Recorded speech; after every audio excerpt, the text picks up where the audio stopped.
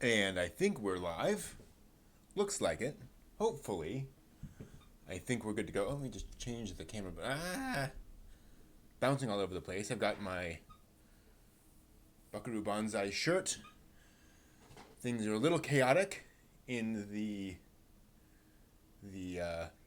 in anime headquarters here. Yeah, anime headquarters, the workshop, the library, whatever you want to call it, the workshop, library headquarters. But yeah, good to see everybody. JJJ, good to see you all. Gorilla Monsoon, Rockman, good to see you. So I don't know how much my voice is going to last because I've been on a Zoom call since 10 a.m. this morning, literally, watching the first episode of every anime this season with some friends. As usual, not including like second seasons or third seasons or stuff like that. The end of my nose. Oh yeah. What's going on there?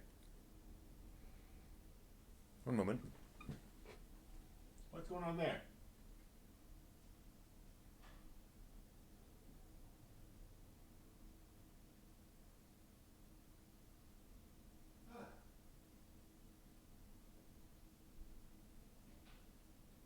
So, that's dried blood. No idea how it got there. But yeah, apparently I scratched myself and it bled, and it caked there. I have no idea. I feel no pain. It's just it's a thing. So hey, no, it's fine. I'm glad you pointed it out. Otherwise, I would, you know, I would be annoyed. That is strange. Glad I know. So obviously, I'm not going to do a whole scale, unfortunately, I do not have anything planned to do a whole review of all of the anime this season tonight, but I can try to do a kind of a highlights reel.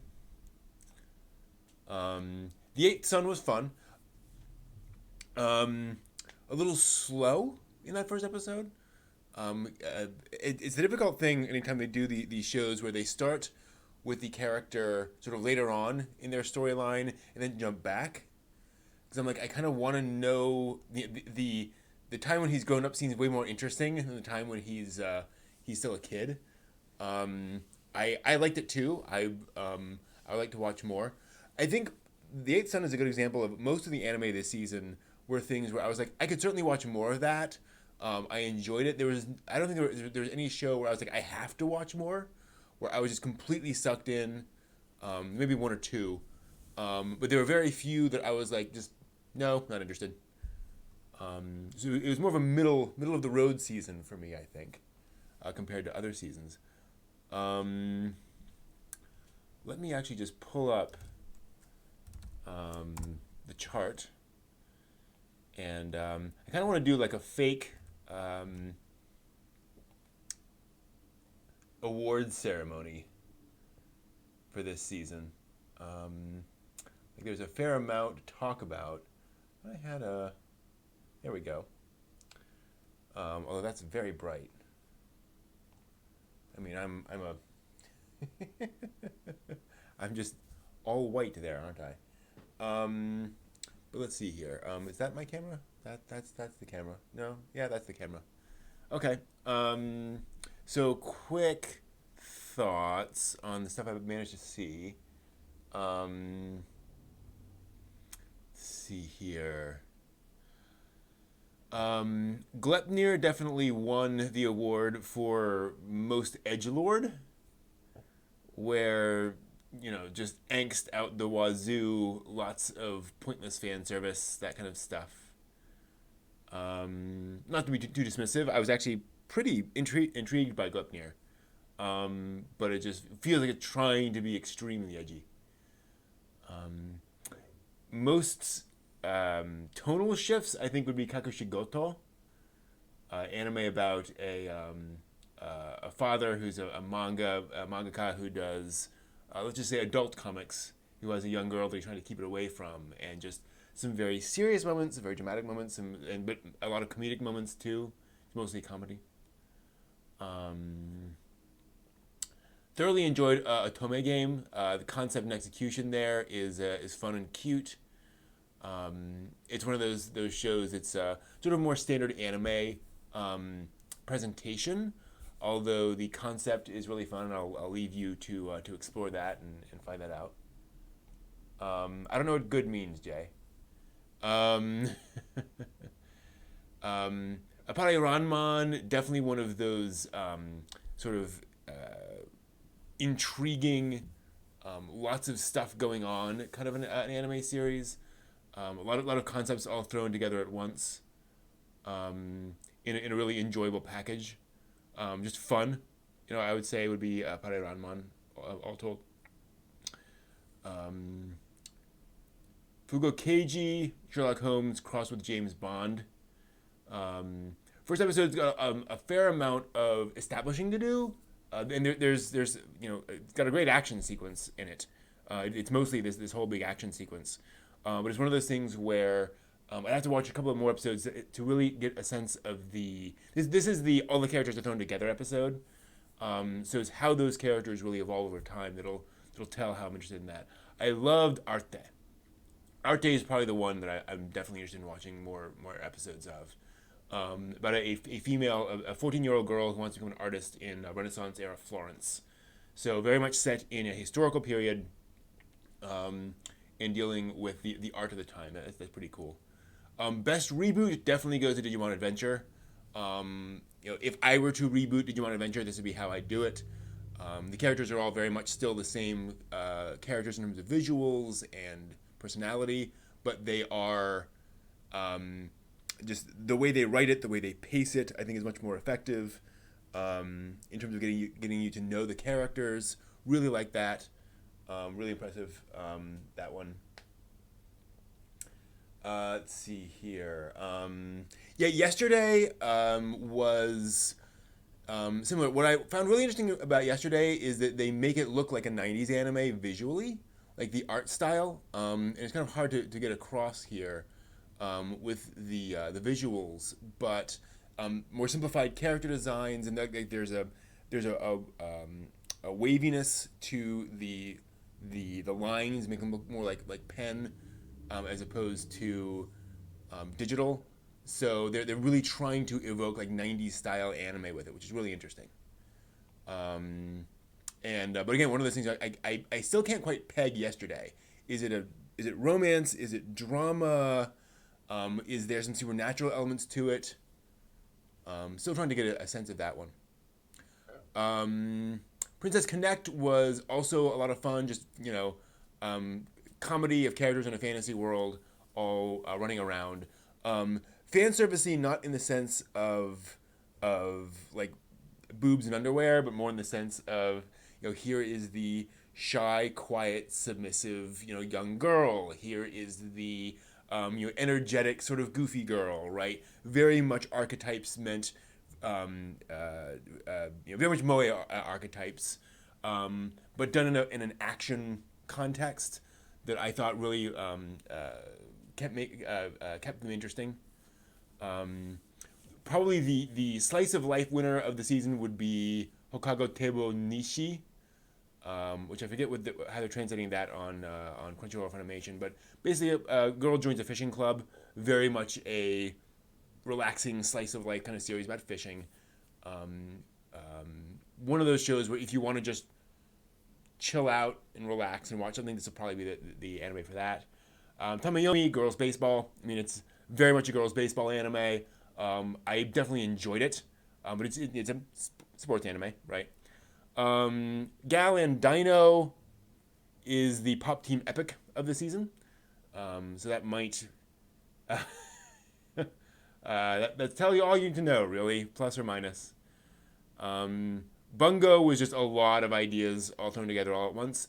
Enjoyable in its own way, good production values, but it's oh my gosh, there's just many different things going on at once in that show.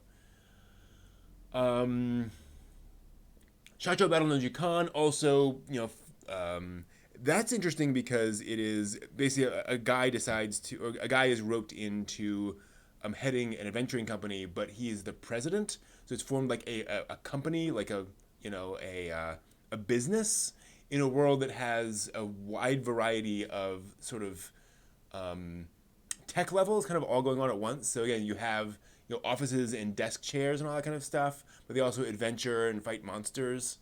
So it's a whole variety of things. Again, high production value is a lot of fun, but definitely more fluffy. Let's see here, New Sakura Tyson, all CGI, which is takes a little bit of getting used to. And the first episode is very much set up. So again, one of those things I need to watch more episodes, kind of get a feel for how it's all going together. This is all really introduction to all the characters and the setting and so forth. Let's see here. What else? Yukil Dreamy definitely wins the cute anime of the season. Right? That is just it is Sanrio making an anime series about having cute fluffy animals as your thing. Yeah, those are kind of my thoughts there. Others, there were certainly no complaints, but just didn't really leap out at me massively. Tower of God didn't really leap out at me much, to be honest. People are really hyped about that, but it didn't really do much for me, personally. Yeah, I have nothing against CGI, and there's another show in here too that was CGI only, but the CGI really sticks out in Sakura Wars. It feels very much like it has that plasticiness of CGI, unfortunately, which you don't get in like Sidonia, you don't get in Blam, you don't get in Beastars, you don't get in Land of the Lustrous. Land of the Lustrous makes it, they're stones. There's an artificiality to them very intentionally there. But Sakura Tyson, it doesn't flow with the tone of the series as well as everything else. Yeah, I have nothing against CGI, but this one it didn't quite fit. I don't have number ones. That just isn't how my brain works. What was listeners? Yeah, listeners, again, one of those things I'll have to get a sense of it. It is very... Whoa, hello.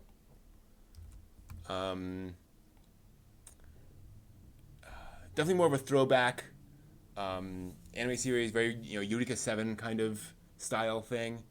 Definitely an anime that is aimed at a particular kind of audience. And again, it's sort of music-themed mecha combat stuff. I thoroughly enjoyed the first episode, but again, one of those things I need to watch a bit more to get a sense of where the show's going, what is its tone, is it, how much comedy is it going to have, how much drama, how much action, that kind of stuff. We'll have to see. And the thing about listeners is that it's all about the characters, and those two characters are not yet developed enough for me to get a sense of whether I'm going to enjoy spending a season with them. Again, I think that's the thing, is that the characters are fine, but they're kind of undeveloped at this point in the show, or not just undeveloped, not sufficiently complex, I guess, for me to get a real sense of where they're going. Which again is fine. They're just not as clearly defined as, like in, say, Appare Ranman, where the personalities are much more distinctive and much more, okay, I can see how you get some interesting character interactions there. Again, we'll see. So, yeah, I mean, again, no complaints. And a lot of things I thoroughly enjoyed. This will probably be one of those seasons where I watch the second and third episodes of a lot of these. And that will really tell me where I'm going with a lot of them.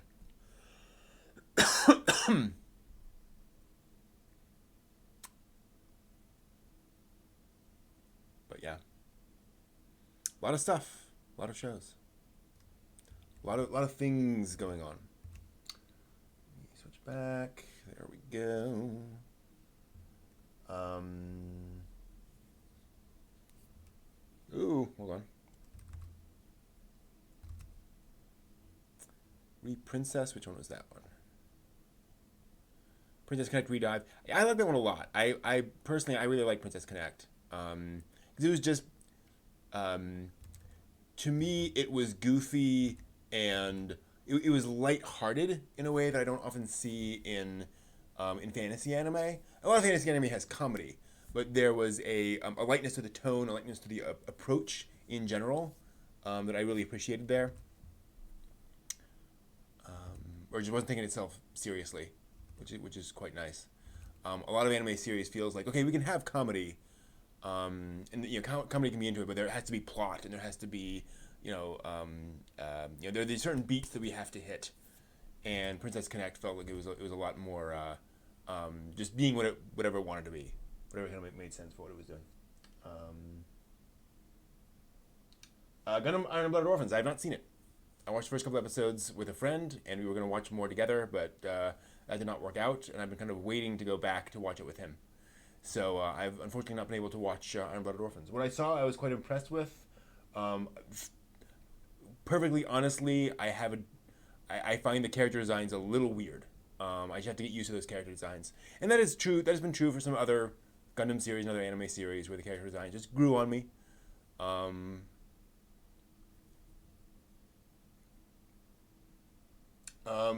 William, I don't really have favorites this season. There was nothing that was really, really amazing to me. A lot of shows that were interesting, but I need to see a few more episodes to really get a sense of. This series just did not really, there are not a lot of standouts for me, just my tastes. A lot of stuff that just didn't really speak directly to my tastes. Yeah, Magic Bride, I hear that. Well, go back to the manga. Read the manga. That'll be help. That'll help. Tearjerker. Well, most Gundam is. um,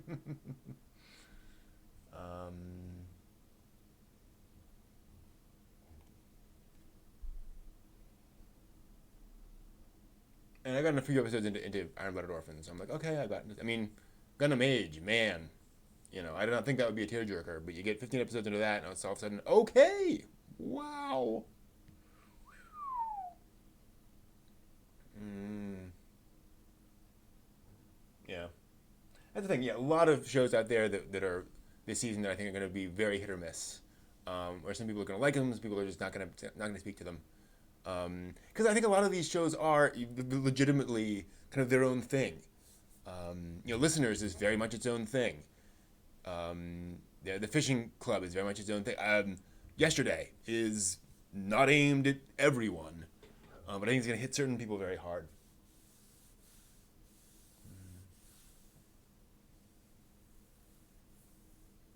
It is. It's actually a water night. It should be a tea night. Vocal cords. I would not mind a little bit of something something, but it's not been that bad of a week. A lot of kind of strategizing at work, a lot of rethinking things. I have a new boss that came in a couple weeks ago, and I really like having him on board. He's a lot more active and involved than my prior boss, who was a lot more hands off.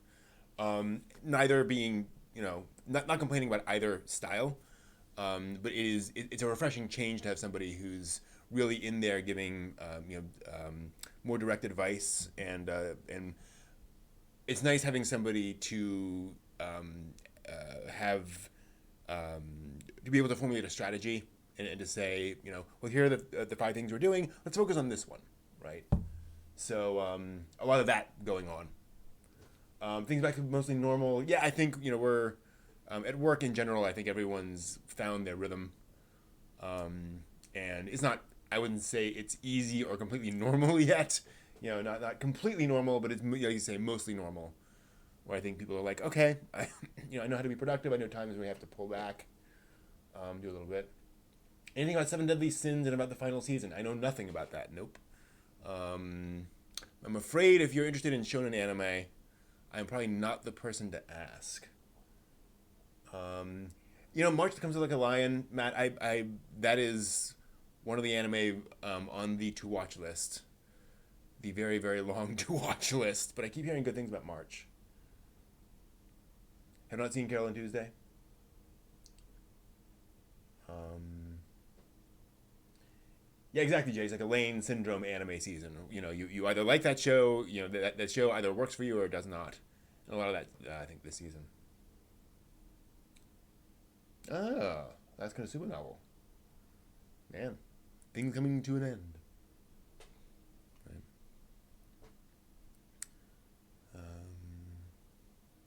Yeah, this might be a season where I catch up with some shows from last season. Nothing wrong with that. Excuse me. I may have to make some tea. I don't think I can do the news with a throat like this. Build Fighters Divers. I thoroughly enjoyed Build Fighters, Build Fighters Try. And once I got to Build Divers, I was kind of builded out at the moment. I turned it on and I was like, oh, this is fun. It's going to be more of that. And I just wasn't interested in more of that at that moment when Build Divers came out. So that's when I sort of hit pause on that end of the franchise. And I've heard that Build Divers is also really really enjoyable. Once you accept its premise and kind of what it's doing, that it's very much a classic. It's Gundam aimed at a different crowd. So that's cool, but just wasn't really up to that. But I think Build Fighters Try is a great introduction anime for Gundam. If you have like a tween in your life who's interested in Gundam, I think Try is a really good way of saying here's essentially a shonen anime, but with Gundam model kits, with Gundams. It is much closer in structure to modern anime series, so I think it's a lot easier for kids who grew up with modern anime to kind of get into it and understand it. It's sort of Gundam for the Attack on Titan crowd, if you will. And the One Punch Man, the My Hero Academia generation. So I think that works really well. I love Gundam Build Fighters, but it is very, very heavy on jokes referencing specific moments and characters in the Gundam universe, where Build Fighters Try. That's still in there, but it's less direct, I think.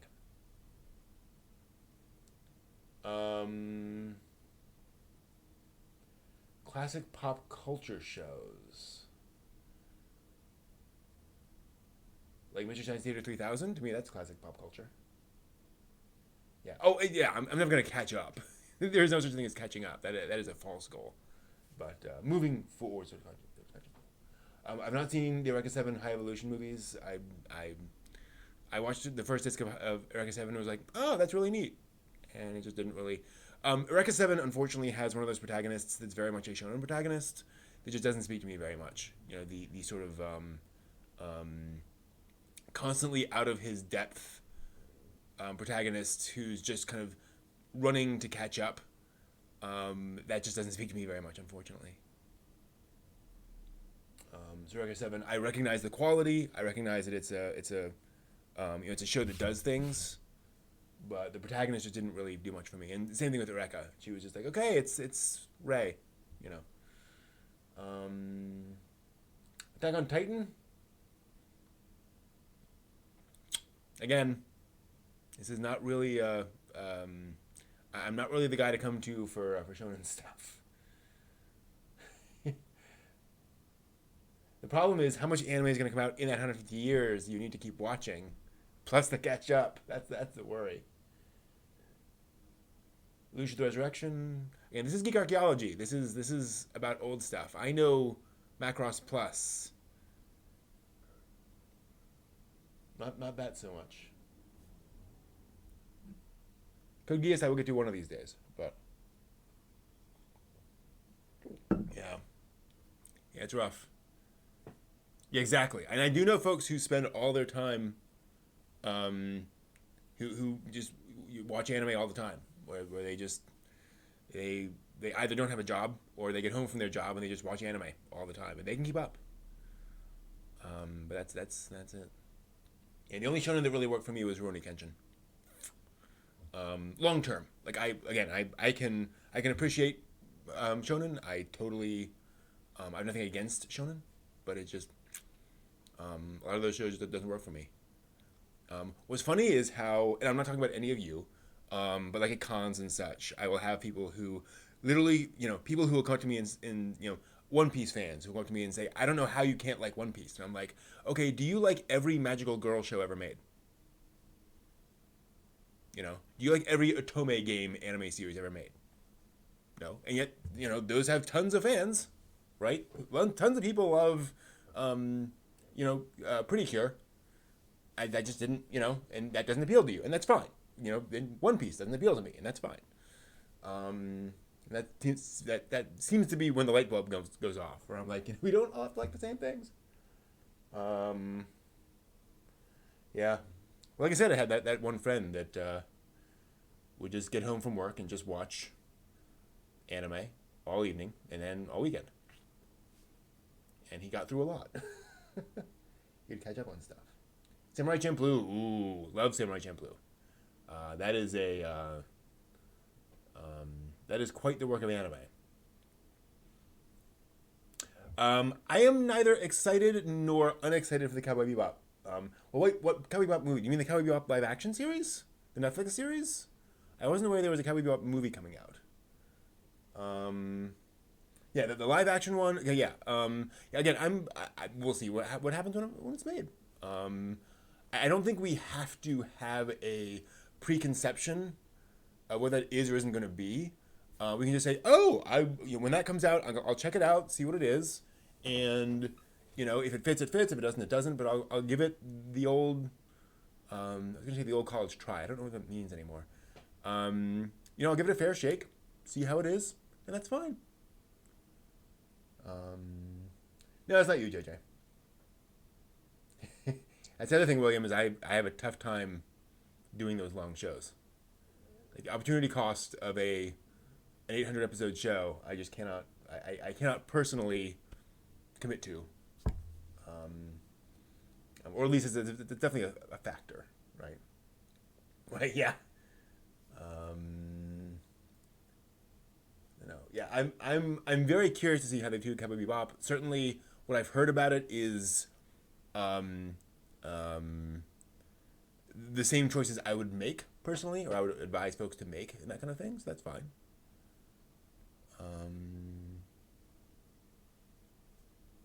But yeah, I like breadth more than depth personally. It's an interesting actually fandom difference. Because I know in a lot of fandoms you have some folks who will just go deep on one aspect of something, or will go deep on a show or a franchise or whatever, and other folks who will kind of sample a lot of things. And I'm definitely the latter. Yeah. Well, if it's a long one, you go back and you skip the filler. So I have a friend who watched Naruto that way, where she caught up because she skipped everything that people told her not to watch, and so that was, it was dozens and dozens of episodes, but it was like, it was doable. And she started years and years ago, but that is possible. Flame of Recca, that is a classic. I don't remember what the art style of Flame of Recca was. Oh yeah. Every time I see Flame of Recca, I'm like, oh yeah, it's that art style, and then immediately forget it within like 24 hours. Unfortunately, nothing against it. It is just very much very typical of that time period. It's funny how art style can be recognizable even if it's of an era, or whether it can kind of blend into its era quite a bit.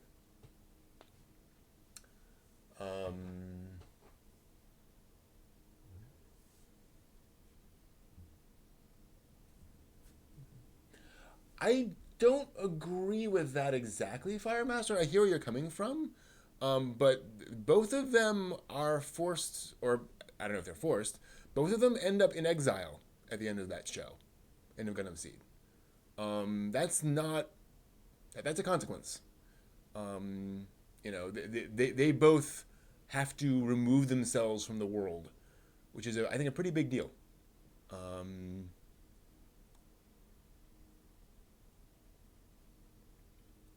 so I think that is a consequence. I can see that argument that they did all sorts of stuff, but then also I mean there is a point where that becomes an argument saying that the Allies in World War II were able to kill Nazis with no consequence. It's like I don't know. Crusher Joe. I thoroughly enjoyed Crusher Joe. But you have to understand it is very much like 80s space opera. It is, spaceships and lasers and adventure. It is nothing deep. It is nothing complex. It is sci-fi adventure very much all the way through. And as that, I found it very enjoyable. Um, but it's very much of its genre, you know. And again, stylistically, visually, it's also very much of its era. So one of those things you got to kind of deal with, where it's not going to appeal to everyone or whatever. Is Crusher Joe hard to follow if you love space? I don't think that has anything. No, Crusher Joe just it's a thing. It's mercenaries in space. That's all Crusher Joe is. And you can pick up pretty much any Crusher Joe thing and understand it. It's not complicated. Matt, okay, that's done with Black Heaven. Love the OST. That is what I hear a lot about Black Heaven when people are over. It's like, it is a I don't know. People generally don't finish Black Heaven and go, I loved every part of that. But it is very much it's an experience. It's not something that like I hated it. Thoughts on rotoscope films? I'm up for it. I think it can certainly add something to a film.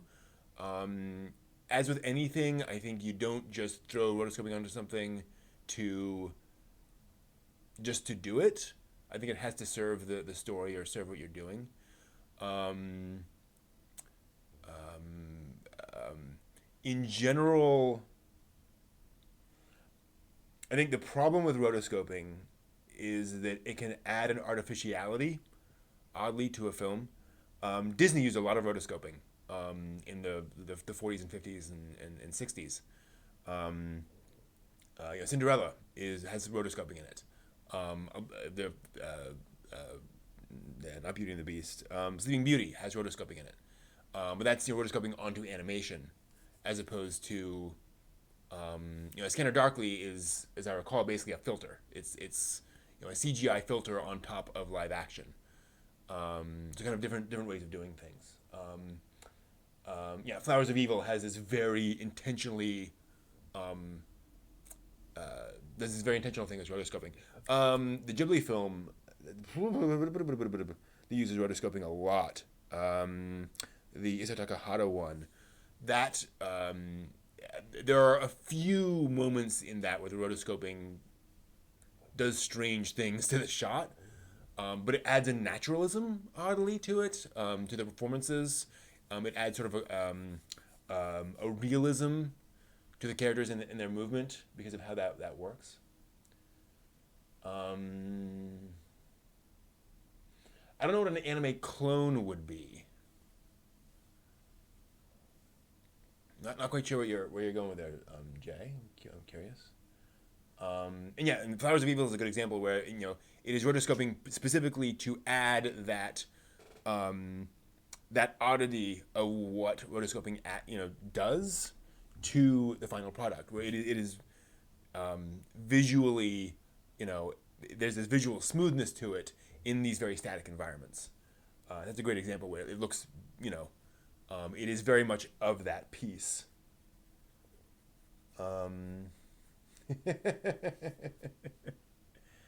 Yeah, and I got partway through Flowers of Evil and was just like, nope, it lost me, personally.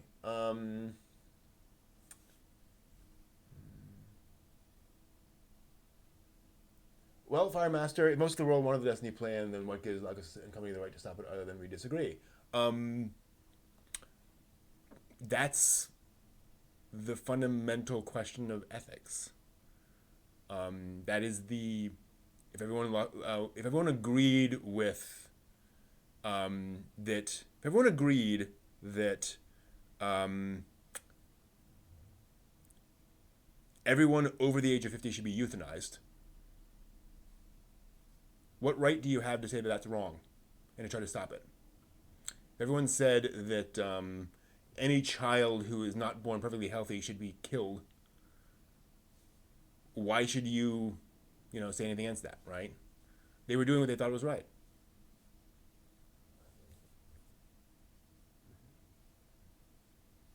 Again, I don't know what ripoff is though, and I say that not to be difficult, but because when I've often heard people, and because I'm sure they exist, but often when hear people say, X is a ripoff of Y, I'm like, well, but X was a ripoff of Q, and Q is a ripoff of W, right? like it, a the original thing was not original. They're all in a line of evolution.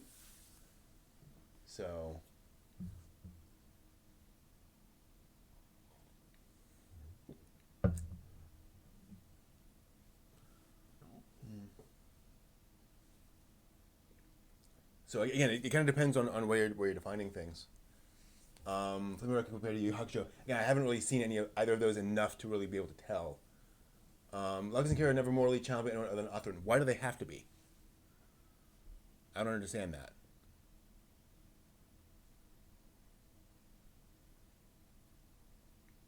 Um, Odysseus is not morally challenged right and left in the Odyssey. Gilgamesh is not morally challenged constantly in the Epic of Gilgamesh. That does happen once, I believe. But your protagonists don't have to be constant. Don't have to be have their motives questioned all the time. That's not inherent in the genre, I don't think, or in the medium, in the genre. Take almost the whole story off of one that's clearly a copy. I just don't know of a lot of examples of that. Right? Yeah, it happens in Gilgamesh once. Right? The woman that he finds and sleeps with. But it's not the thing that's constantly happening with him in that story. It's been a long time since I read Gilgamesh, so that may be a bad example, in fairness.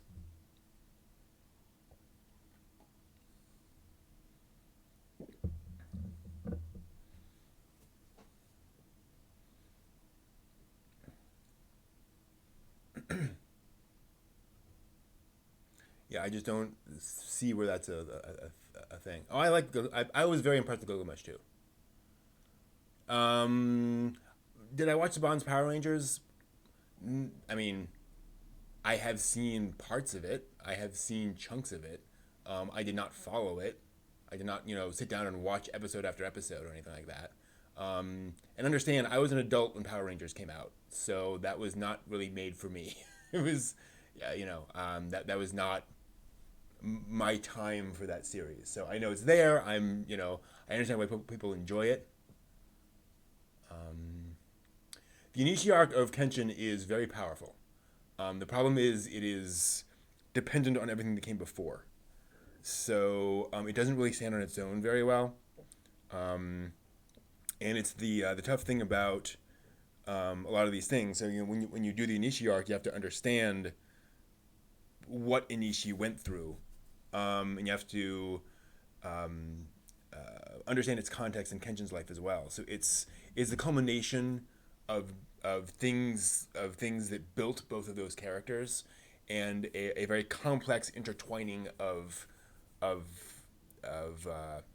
fate, of different people's experiences and how they bounced off each other and what they did to each other. Yeah. So Nietzsche is really interesting, but it's not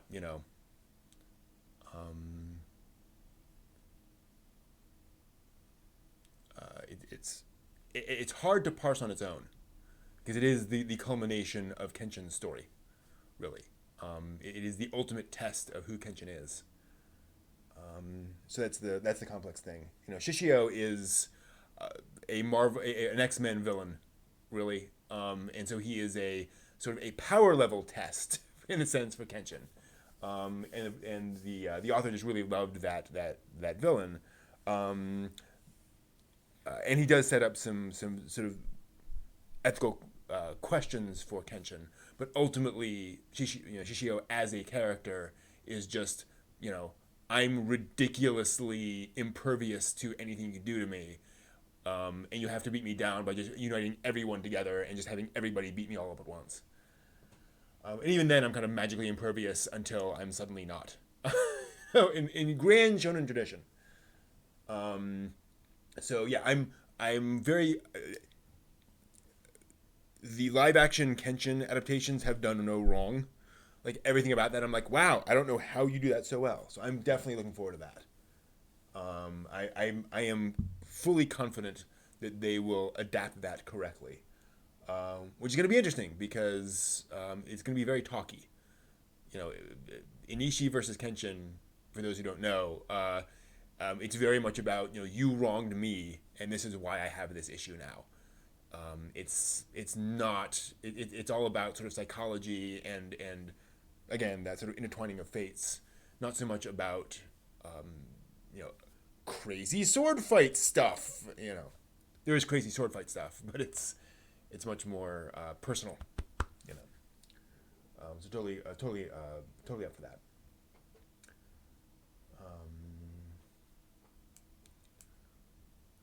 So yeah, I don't see a lot of and the other problem with direct copying a plot is again I think that happens a lot, and I think part of the difficulty is defining what is a direct copy of plot because often that argument turns into it's a story of a team of adventurers who go off and defeat a series of bad guys before finally defeating a big villain. It's like, well, that's every shonen series, kind of. You can kind of abstract everything to the same, general story structure. There are a lot of things. Is Republic Blade Runner? That is a question. It's almost like I could answer that. And it's like, well, so when you get down to the details, it's why like people said Gundam Seed was just a ripoff of original Gundam, and I'm like, that plot doesn't go any of the same directions as the original Gundam. The same things do not happen in those two shows. Once you get beyond the very basic stuff. Yeah, a lot of and this is the problem. And again, I know none of you are saying this, but a lot of folks get into that. We're like, these are both movies with car heists in them. One ripped off the other. It's like, no, that's actually like the genre, and it's just that is a plot concept. It's not really a plot. That always just makes me funny. Is it possible to remove the tropes in that genre in the long run, still stick with the genre? Depends on how you define the genre, obviously. Right? Like, people say the Madoka Magica is very much a deconstruction of and reversal of Magical Girl, and I think that is true because it is essentially inverting the fundamental point of Magical Girl series. Magical Girl series are empowering. They're all about saying, hey, girl, you can save the world. You can do things that society tells you cannot do things. And Madoka Magica says, don't do that. That's a very bad thing to try to do, because you will just screw up the world if you try to do that. Spoilers. But it still has all the trappings, right? There is still a transformation sequence. There's still wands and all those sorts of things. So that is I think a good example of reversing a genre while still keeping all of the visual, the kind of the tropes, if you will. But then again, if you do a Magical Girl series where the main character is a guy, there's no transformation sequence, there's no wand, none of that stuff, it's like at some point it's not really a Magical Girl series anymore, right? It has to have some identity. Um, oh yeah, definitely, JJ. Yeah, Hollywood has been pulling from anime for a while yet because it's anime was successful. You know, anime came over in the 90s and 2000s and scared a lot of folks in Hollywood because they're like, wow, people are watching this now. Why are people watching Pokemon and not watching our American cartoons?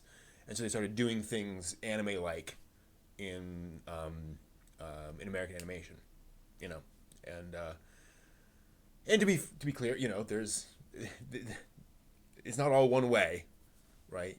You know, anime borrowed from Western animation, and it goes back and forth. What other genre would you like to see have a deconstruction of? It's a good question. That's a very personal thing, though, because I wouldn't want just anyone to try to deconstruct a genre. You need to be somebody who is really, you know, aware of it, right? Like, um, I like to see someone deconstruct sports anime. I like to see a properly deconstructed sports anime. I have not seen that. Do Netflix, Hulu, etc., have exclusive hurt anime? No, not in the broadest sense. They are actually helping anime in certain areas because they are giving creators the freedom to make whatever the heck anime they want to.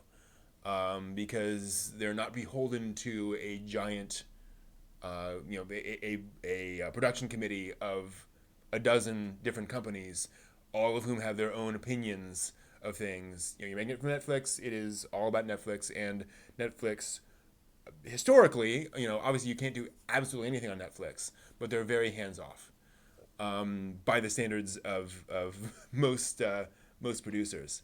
So I think that is very healthy for anime. There are certainly downsides of Netflix's and such in the Crunchyroll originals and so forth of exclusivity, where things go into that Netflix hole.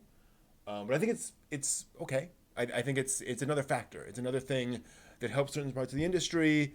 It doesn't help other parts of the industry, right? But it's just another way of getting things made. I think that's the thing that will build things. I would rather we have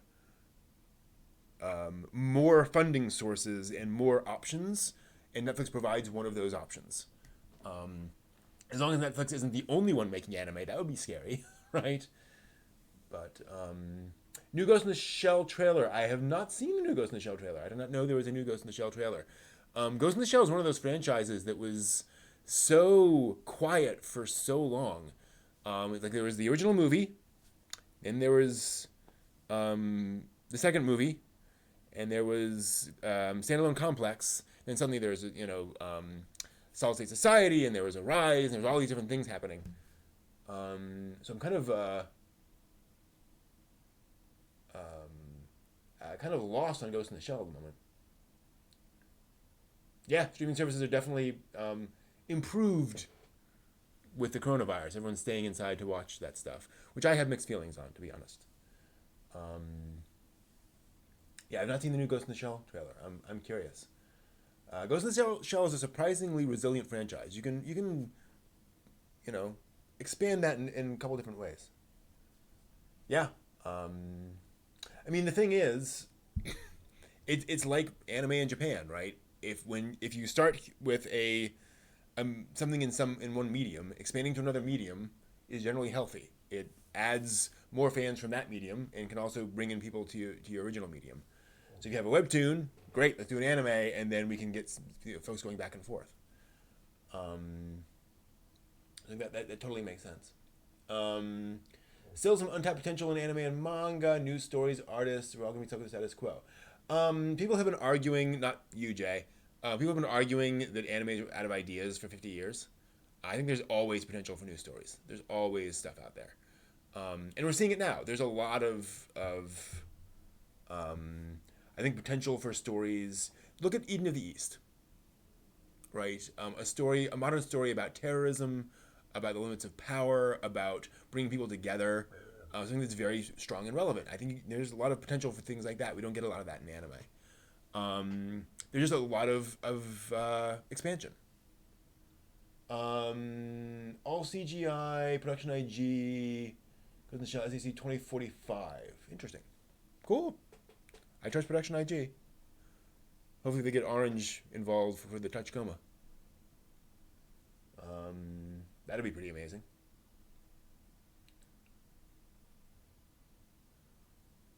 Mm-hmm. Yeah, Terran Resonance. You know, we get a few things here and there, but I think there's a lot of potential for anime about modern things. Gundam did it, right? Gundam did it with Double O. Made a series that touched on some very relevant things. So,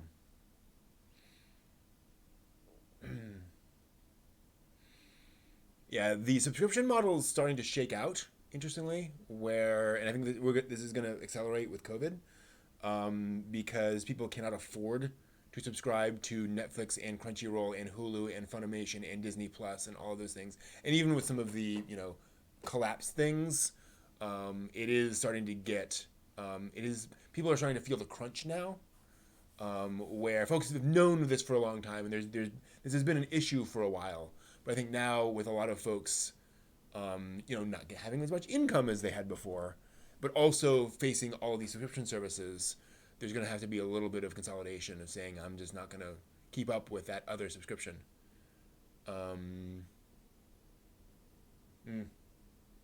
Yeah, that's the thing. Yeah, anime for some reason continues to be profitable. People continue to make money off this stuff. So,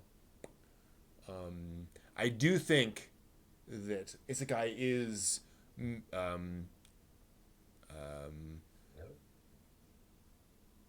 transitioning. Well, the industry is transitioning away from isekai more towards just fantasy, towards straight fantasy. And I know somebody was Jay. Was that your theory? Somebody in here, that was your theory, and I think it is certainly being borne out this season. That is what's going on. We're seeing just straight fantasy take over, and fantasy is a little easier than isekai in a way. So I think that kind of makes sense there. Gotta say. I'll hear that.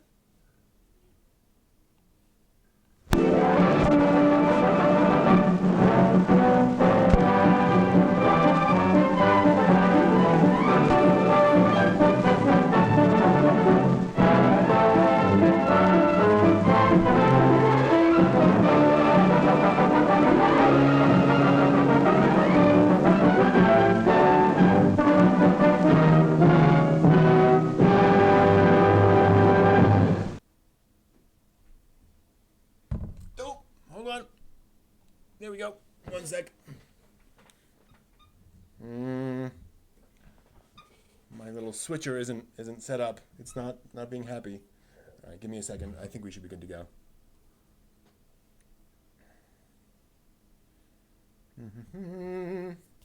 Taking its sweet time.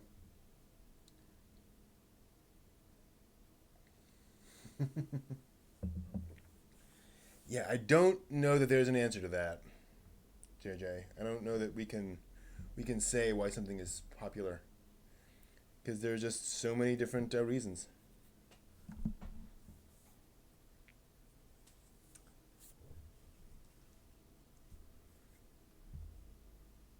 I don't know. We'll see. Oh, I need my thing. Stand by. 1 moment. Sorry. I was not as prepped as I thought I was. We'll get this to going. Please stand by. Stand by. Ion control. That should be the new one. Wait for it to refresh. There we go. Copy into the little thingy. And then we should be ready to go.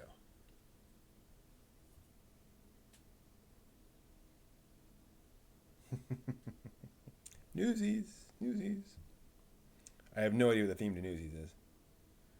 Although I watch Newsies. I've seen that movie, oddly enough. Okay. go.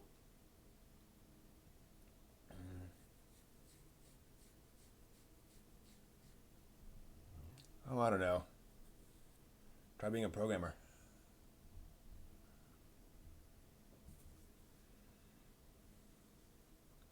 Hello, and welcome to the latest anime news for the week ending April 11th, 2020. Starting off, Square Enix announced this week that Loose Boy and Iori Furuya's Talentless Nana manga is getting a television anime. The story set at a remote academy where the students, quote, trained tirelessly to fight back against the enemies of humanity, end quote. How original. Main character Nana is a new transfer student at the academy and also sets out to eliminate all of mankind's enemies, apparently. Crunchyroll already publishes the manga digitally in English and describes it as, quote, an unpredictable intellectual suspense story of justice and evil, end quote. So if you like suspense and eradicating evil, keep an eye out for that one. The manga launched in Square Enix's monthly Shonen Gangan magazine in May of 2016, with the 6th compiled volume shipping just today. So, hey, pretty cool.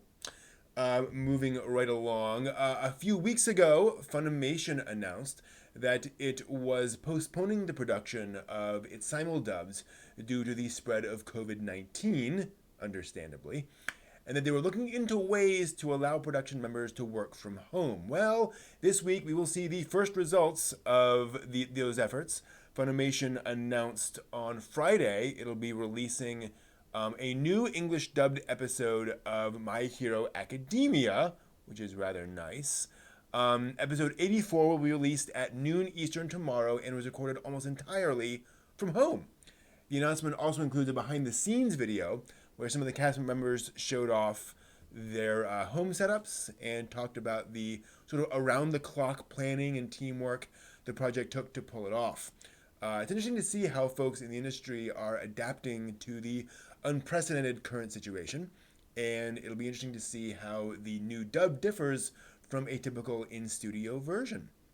The link to Funimation's announcement page is in the video description as always, so if you want to see the video, check there or on their official Twitter.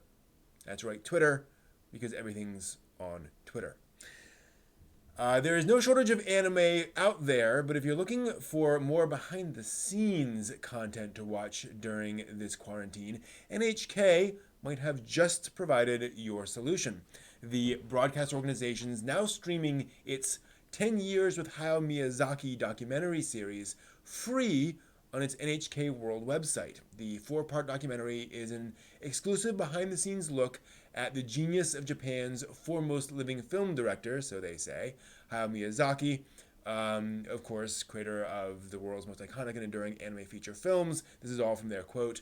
They say Miyazaki allowed a single documentary filmmaker to shadow him at work as he dreamed up characters and plot lines for what would become his 2008 blockbuster Ponyo on the Cliff by the Sea, end quote. The documentary series is narrated in English and has subtitles available in 8 different languages, including Chinese, French, and Spanish. Again, link to the first episode is in the video description, so check it out and get a behind-the-scenes look into one of our most beloved filmmakers. Fair warning, Hayao Miyazaki is an odd gentleman. The cover for the May issue of Kadokawa's Dengeki Bunko light novel magazine was revealed this week and contains a statement that this will be the magazine's final issue, sadly. Dengeki Bunko confirmed the news and stated, quote, while we're exploring the new shape of media, you can find our latest information online and through SNS, end quote. The announcement also included the statement, quote, Dengeki Bunko magazine will be back, end quote. I suppose fans will have to wait and see what the new shape of media will end up being, possibly online. ASCII Media Works launched the magazine in December 2007, with a digital version launching in 2014. The quarterly publication focuses on light novels and manga adaptations of light novels, and is currently serializing several main titles, including 2 Sword Art Online manga series. So sad to see the print version go, certainly. With all the news lately of things closing, it's nice to have a bit of news about something new on the way. even if it is Evangelion. The Evangelion series announced this week that a nerve-themed escape room is coming to 11 cities across Japan starting June 25th. The Escape from the Collapsing Nerve Rooms are being created by puzzle company Scrap and will put participants in the role of nerve employees trying to evade attacking angels and flee the complex before it collapses. What could be more fun? Guests will work with teammates Shinji, Asuka, Rei, Mari, and Misato, and will communicate with Misato through transmitted messages. The event will feature original voiced lines and original illustrations, which is kind of interesting. I can't imagine the added stress of trying to avoid angel attacks. Not to mention, well, some of the various stuff that happens in Evangelion. Finally, a little anime-themed health PSA for all of you in these trying times. An English subtitled video was posted on the One Piece Twitter this week, again, Twitter, featuring some health advice from the Straw Hat crew. In the video, the crew members encourage you to wash your hands frequently and get plenty of rest so that we can, quote, prevent this virus and have great adventures together, end quote. Aww. The video ends with Luffy exclaiming that the viewers are all in his crew too, so we should overcome this crisis together. There's nothing like a dose of shonen fighting spirit and friendship to encourage you when things are tough. So stay healthy, everyone. That's it for the news. Thanks. See you next week. All right.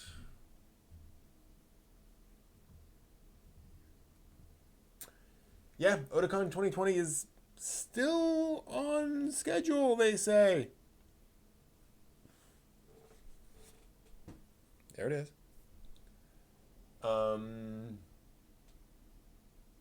Another Eva thing, exactly.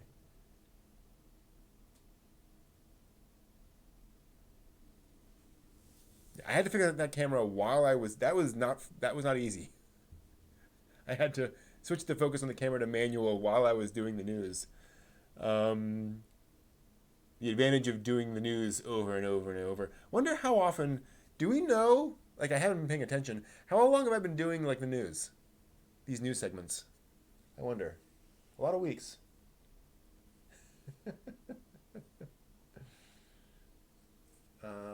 I've not seen Cosent, no.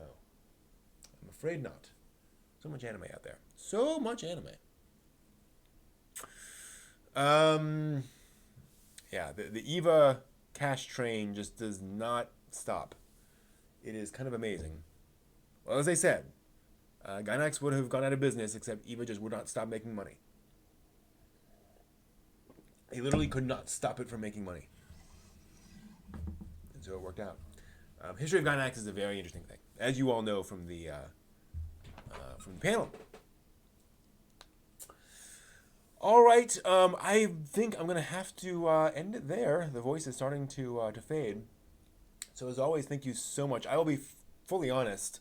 After watching all that anime today, I was thinking about going, maybe I should just like cancel the stream or just tell everyone we'll do it really quick. But I know how much fun I have with this, and hopefully I was reasonably informative tonight. So I'm glad I did it. I'm glad I stuck it out, and we did the thing. Always have a good conversation with you all.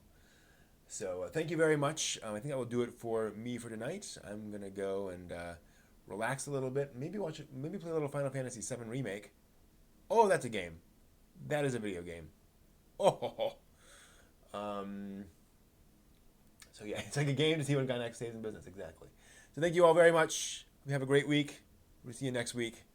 Until next time, watch more anime.